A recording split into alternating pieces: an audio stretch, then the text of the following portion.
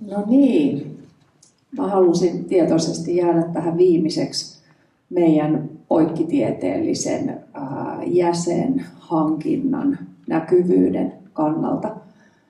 Me ajatellaan jotenkin niin että pyörää ei kannata lähteä keksimään uudestaan ja että me halutaan pysyä perusasioissa. Ja ne perusasiat on ne lapset ja nuoret, jotka tarvii apua. Ne tarvii tässä hetkessä vielä enemmän apua, mitä aikaisemmin. Pasi on kokkina yhdessä vantaalaisessa koulussa ja hänen kanssa just tuossa juteltiin, että maanantaina ja perjantaina kouluruuan pitää olla erityisen ravitsevaa, nälkää pitävää. Sen takia, että viikonloppuna, jos sitä ruokaa ei ole saatu, niin sitten taas pärjätään. Perjantaina oli eilen uunimakkaraa, niin siellä oli sit oppilaita, jotka syösit sitä niin paljon, että sitten ne on kipeitä. Eli me ollaan kaikki ehkä vähän turhankin hyvässä sosioekonomisessa asemassa. Me ollaan ehkä semmoisessa kuplassa, että mä jotenkin haastan siihen, että te teette sitä näytelmää. Kontaktoikaa ihmeessä kouluja, sieltä te saatte tiloja.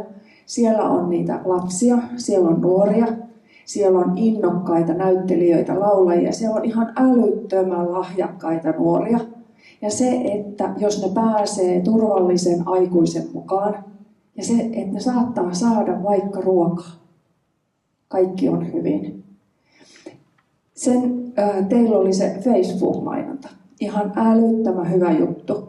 Kontaktoikaa se lähikoulu. Siellä on älyttömän taitavia nuoria lapsia, jotka tekee ne Facebook-mainokset. Ne osaa ne vielä tehdä niin, että ne osuu sinne lapsiin, nuoriin. Ne tulee sinne tapahtumaan ja ne osaa tehdä siitä semmoisen, joka vetoo.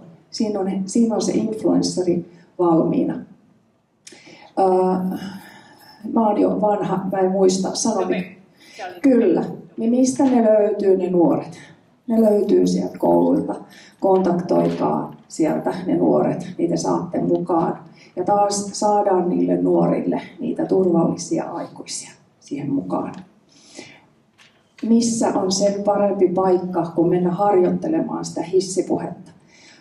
Koulujen opettajahuoneet, viekää sinne pullapitko ja katsokaa kuinka nopeasti se katoo. Se katoo ihan sairaan nopeasti ja siinä samalla kun ne vetää sitä pullaa, opettajat on kerrankin hiljaa, niin siellä voi kokeilla sitä hissipuhetta, toimiiko se ja käydä, hissipuhe, mutta se, että miten me kerrotaan meidän toiminnasta.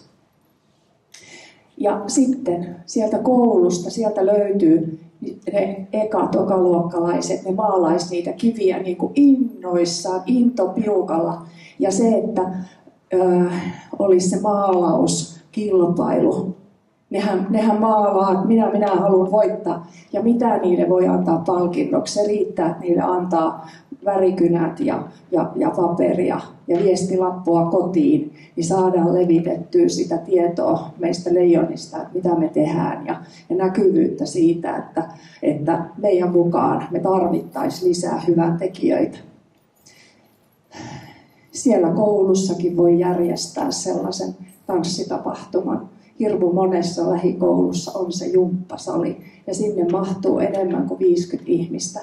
Ja mä oon sitä mieltä, että mikä tahansa koulu, on se sitten millä tahansa alueella tässä Suomessa, niin jos menette sinne reksi-ovelle kolkuttaa ja sanotte, että hei, miten voin auttaa, niin silloin me on päästy sinne koulun sisään.